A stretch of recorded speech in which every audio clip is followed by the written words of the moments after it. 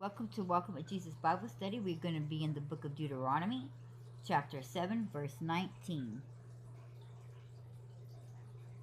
The great temptations which thine eyes saw, and the signs and the wonders, and the mighty hand, and the stretched out arm, whereby the Lord thy God brought thee out, so shall the Lord thy God do unto all the people of whom thou art afraid. I'm going to repeat that. The great temptations which thy eyes saw, and the signs and the wonders, and the mighty hand, and the stretched out arm, whereby the Lord thy God brought thee out, so shall the Lord thy God do unto all the people of whom thou art afraid.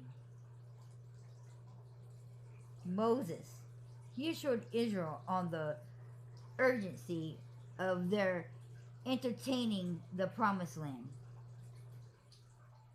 that Jehovah would fight for them in conquering the land of Canaan, even as he had fought for them in bringing them out of the bondage of Egypt. By his power, even so, he whose power saved us will also enable us to live a victorious Christian life. It's a promised land, and we're all going to see it. The end of times is going to be no different than when God sent Aaron and Moses to free his people out of bondage. In the end of times, God's going to send two witnesses to bring his people out of the bondage of sin. The Bible is really good at foreshadowing and telling you what's happened and what's going to happen next. When he brought the people out of Egypt and took them into the promised land, it's the same thing in the end of times when God is going to take us out of this world and bring us into the promised land.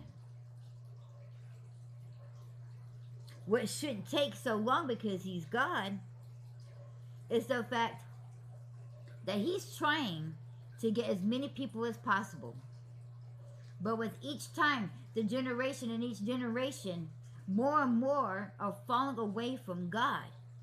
That he's trying to collect as many people as he possibly can. Because he wants more people. He wants more of the people out of each generation to make it in there. Whereas in the wilderness, that first generation wasn't very obedient and didn't get to see the promised land.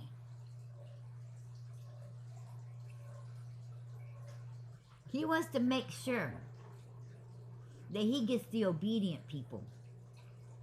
As we can clearly see, the obedient people don't make it to the promised land. And even though we have the choice, because God gives us free will to choose him or to choose this life or to choose this world, those that are going to be obedient to his word is going to make it into the promised land. We can have faith and we can believe. Just like when Pharaoh hardened his heart, even though he believed what was going on, but he wasn't obedient.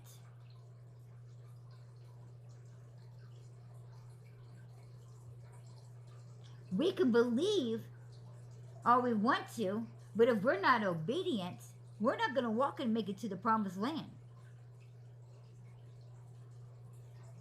You got to be obedient to God's word and to his law. That means you cannot live in sin. See, there's too many Christians out there, too many Christ followers who are still living in sin.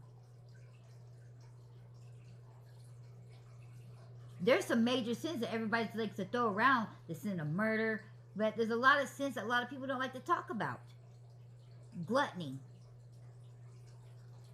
Nobody never hardly ever brings up gluttony, too much of stuff.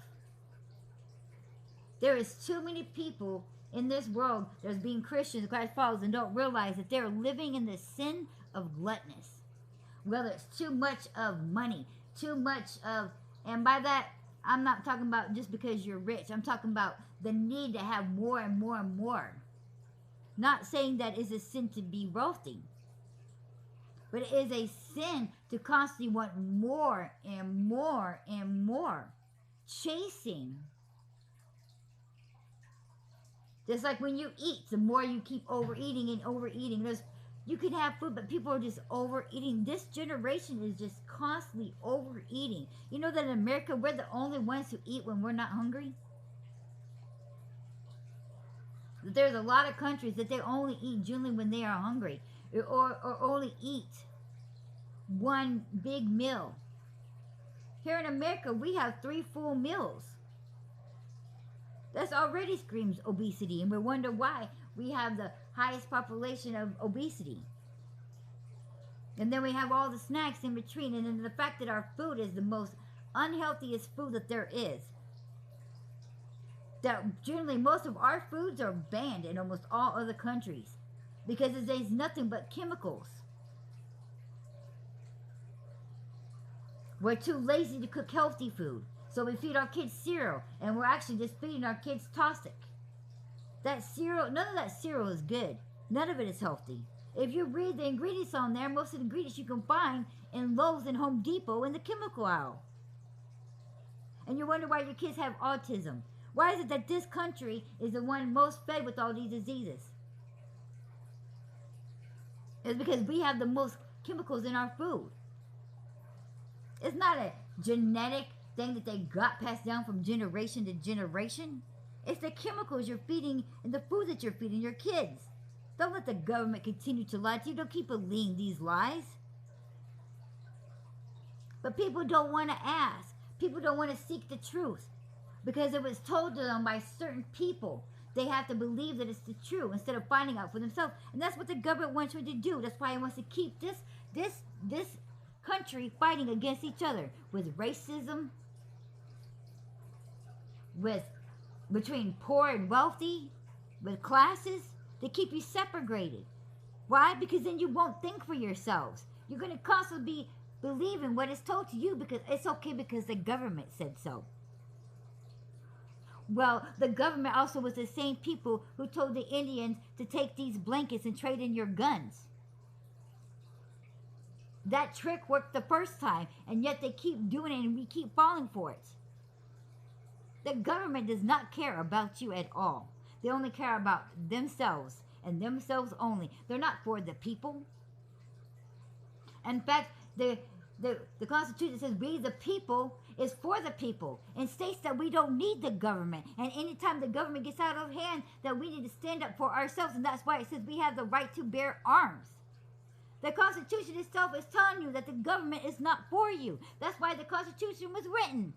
Was for the people, not for the government. Yet the government has you blinded and thinking that you need the government when you do not. The people literally know how to take care of themselves and defend themselves better than the government is doing. It is a trick. It is a sleight of the hand to keep you and to keep you starving and hungry and to keep you thinking that you need to go to them to get fed. Why do you think they are imprisoning people who have their own land and it's built a way to where they don't need their electricity, can grow their own food? Why do you think the government is upset about that? Why? Because they don't depend on the government. And they don't like that.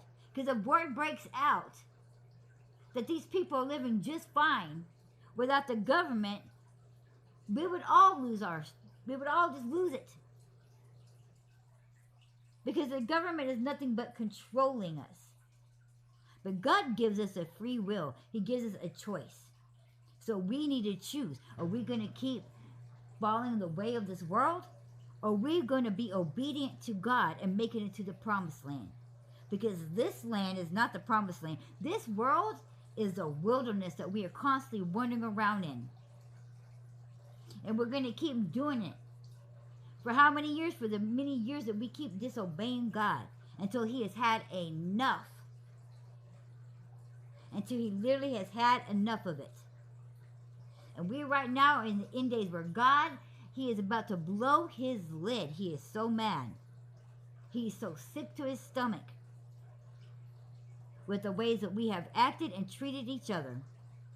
and by disobeying his word.